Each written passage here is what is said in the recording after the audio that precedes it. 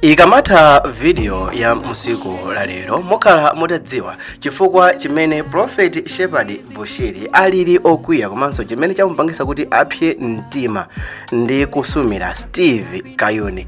Dzina langa ndine Samapita, tiyeni tikhale limodzi. Mchaka cha 2021 mwana wa Prophet Shepherd Bushiri anamwalira. Izi zinachitika pamene mwanayo anaganizidwa kupita ku chipatala ku Kenya pazifukwa zakuti bambo ake a mwanayo amene ndi Bushiri anali ndi milandu. Mchikalata chimene analemba pa Facebook page yake pa 8 November mchaka cha 2025, Bushiri anati akasumira Steve Kayuni amene anali mu ofesi yosayinira makalata ololeza anthu kutuluka mziko muno. Mchikalata chake a Prophet Shepherd Bushiri analemba kuti mchaka cha 2021 matenda a COVID atavuta, mwana wawo wa zaka 8 zakubadwa anali pa programu yoti achoke ku Malawi ndi kupita mziko la Kenya kukalandira chithandizo la chipatala mwachangu. Pa nthawiyo zipatala zambiri ku Malawi zinali zitalemedwa ndi matenda a anthu ochuluka komanso kupereka chithandizo chapaderadera chapamwamba kunali kovuta.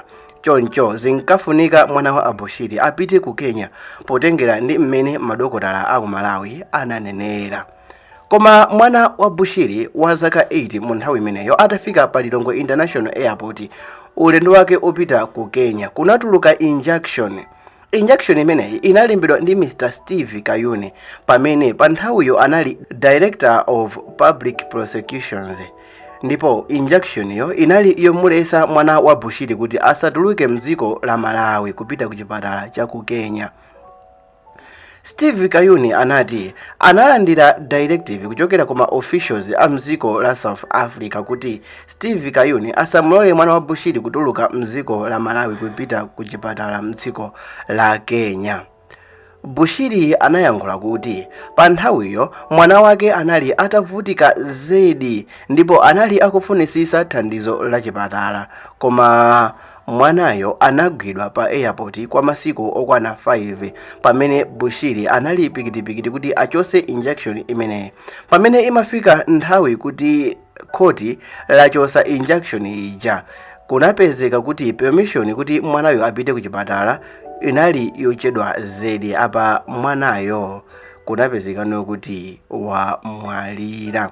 Kwa amene tikukumbukira bwino, mwanayo anamwalira mziko la Kenya komano zinali zakuti wachedwa ndi 5 days kufikira mu nthawi imene madokotala anachita komende kuti mwanayo akamone mziko la Kenya, ndipo padusa masiku okwana 5 asananyamuke kupita ku dziko limeneli. Bushiri akuti anavomereza ululu wakumwalira kwa mwana wake komanso anamukhululukira Steve Kayuni. Komabe Bushiri akuti kukhululukako sikutanthauza kuti chilungamo chisaoneke pa imfa ya mwana wake ayi. Bushiri akuti pali anthu ena amaudindo amene amagwirisa ntchito udindo wawo molakwika zedi, ndipo panopa lamulo likuyeneka kugwira ntchito pa Steve Kayuni basi. Bushiri akuti wauza maloya ake kuti amusegulire mlandu Steve Kayuni kuti Kayuniyo afotokoze bwinobwino mu khoti kuti aboma la South Africa anamuza Kayuni kuti mwana wake asalode kupita ku chipatala ku Kenya. Amene anamuzayo ndi ndani, cholinga chawo chinali chani, ndi chifukwa chani iyeyo anamvera. Popeza kuti ukuku ndikupanda umunthu kumene zinapangisa kuti mwana wake amwalire. Koma mafunso pa nkhani ndi ochuluka zedi, nkomati kodi Steve Kayuni anapangadi izizi ali mu ofesi kapena iyeyo anangozipangira mwa iye kamene basi? Kodi Steve Kayuni anachitadi kupasidwa order ndi boma la South Africa? Kodi Prophet Bushiri akufuna kuti Steve Kayuni amangidwe kapena afuna apereke chindaposa ngati chilango chake? Zonsezi zioneka pamene tonse tili busy kuonesesa kuti nkhani imeneyi tikuyisatira ponesesa uno kuti tione chilichonse chimene chingachuluke m'makhoti amabwalo amilandu kuti kodi kutuluka zinthu zotani. Koma mwina ndifunse inoyo, mukuona kuti nkhani inavuta pati? Mukuona kuti nkhani inasokonekera pati? Nanga nkhani inalakwika pati?